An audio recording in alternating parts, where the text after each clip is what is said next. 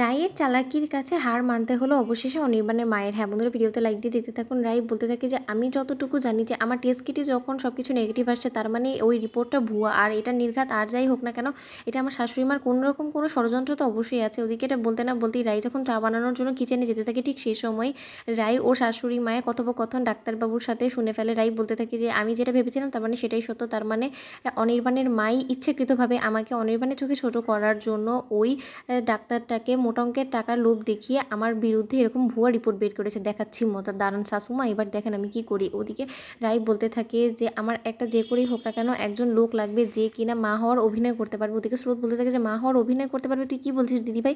তখন রাই বলতে থাকে যে আচ্ছা স্রোত তুই আমার হয়ে এই অভিনয়টা করবি। তখন এই কথা বলা মাত্র স্রোত বলতে থাকে দিদিভাই তুই সব কী বলছিস বলতো। তখন রাই বলতে থাকে যে ঠিক আছে তাহলে আমি বৌমণিকে বলছি। ওদিকে রায়ের বৌমণিকে বলা মাত্র রায়ের বৌমণি বলতে থাকে যে আমার ননদিনী সংসার বাঁচানোর জন্য যা কিছু করণীয় আমি সব কিছু করবো, বলো রাই আমাকে কী করতে হবে।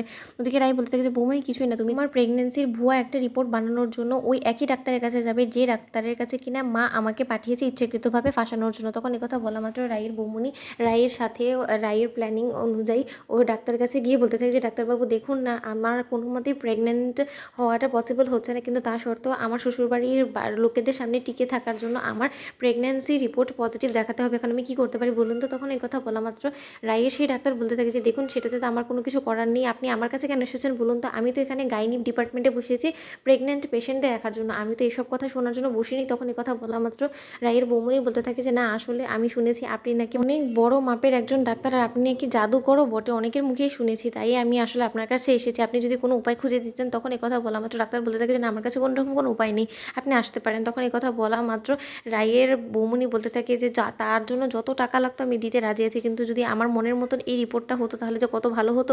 থাক ঠিক আছে আমি বরঞ্চ অন্য কারোর কাছে গিয়ে দেখি অ্যারেঞ্জ করতে পারি কিনা। তখন এই কথা বলা মাত্র ডাক্তার বলতে থাকে যে শুনুন এক্ষুনি আপনি কী বলছিলেন, কত টাকা আপনি দিতে পারবেন। তখন এই কথা বলা মাত্র রাই বলতে থাকে দূর থেকে দাঁড়িয়ে যে এবার বাঁচাদন তুমি পথে আসো, আমি বেশ জানতাম যে তুমি অবশ্যই লোভী একটা মানুষ, তার জন্য তো আমার শাশুড়ি মায়ের খপ্পরে তুমি পড়ে গিয়েছো। ওদিকে রায়ের বৌমনি বলতে থাকে যে না আসলে টাকার অ্যামাউন্টের আমার কোনো রকম কোনো প্রবলেম নেই, আমার শুধু ওই রিপোর্টটা হলেই হতো। তখন এই কথা বলা মাত্র ডাক্তার বলতে থাকে দেখুন আমি আপনাকে এ বিষয়ে সহযোগিতা করতে পারি, কিন্তু আপনি প্লিজ এই কথাটা কারোর সামনে এক্সপোজ করতে পারবেন না যে এই রিপোর্টটা আমি বানিয়ে দিয়েছি। আমি অবশ্যই আপনার এই নেগেটিভ প্রেগনেন্সি রিপোর্টটাকে পজিটিভ করে দিতে পারি, কিন্তু তার জন্য কিন্তু আপনাকে বেশ খানিকটা আমার পেছনে টাকা খরচ করতে হবে। তখন এই কথা বলা মাত্র রায়ের বৌমনি বলতে থাকে সেটা আপনি যা বলবেন আমি সেটাই দিতে রাজি আছি, কিন্তু আমার প্লিজ এই ভুয়া রিপোর্টটা আপনাকে বানিয়ে দিতে হবে, কারণ আমার শ্বশুরবাড়িতে আমাকে অনেক বেশি টর্চার করে, শুধুমাত্র আমি তাদেরকে একটা বংশধর দিতে পারি না দেখে। তখন এই কথা বলা মাত্র রায়ের বৌমনিকে আশ্বাস দেয় ওই রায়ের ওই ডাক্তারটা যে করেই হোক না কেন সে রায়ের বৌমনির মন মতন রিপোর্টটা বানিয়ে দিবে সকলের সামনে দেখানোর জন্য। তোমাদের ভিডিও ভালো লেগে থাকলে লাইক কমেন্ট শেয়ার করে সাবস্ক্রাইব করতে ভুলো না।